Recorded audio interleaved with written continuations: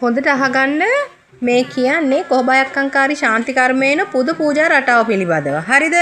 එතකොට මුලින්ම අයිලයට ආභරණ වැඩවීම. ඊළඟට මහා යාතිකාව තියෙනවා. අත්‍යබෙර වාදනය, මගුල් බෙර වාදනය, යක් ඇන්නුම. ඒ කියන්නේ කඩවර යකා ඇතුළු යක්ෂ සේනාව මේ අයිලයට මේ ගෙන්නනු ලබනවා. යක් ඇනුම, යක් ඇනවුම කියන්නේ ඒකයි. අයිලේ යැදීම, අස්නේ නැටීම, යක්තුන් පදය. හරිද? හත්පද පෙළපාලිය, ගුරුගේ මාලාව, කතා පහ, දාන පහ, දුනු මාලප්පුව, කෝල් පාඩුව, ආවැන්දුම සහ යක්කම් පහ. හරිද? ඔන්න ඔය ආකාරයකට තමයි කොහොබයක්කංකාරී ශාන්ති කර්මයේ පුද පූජා රටාව සැකසෙන්නේ. හරිද?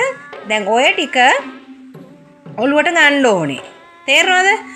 දැන් අපි උදාහරණයක් විදිහට ගත්තොත් හත්පද පෙළපාලිය කිව්වහම බුලත් පදේ, කොතල පදේ, දුම්මල පදේ, මල් පදේ, සලු පදේ, යහම්මුට්ටි පදේ, පොල් පදේ යන පූජා භාණ්ඩ මුල් කොටගත් නර්තනාංගයක් තමයි හත්පද පෙළපාලිය කියලා කියන්නේ. තේරුණාද කියන එක?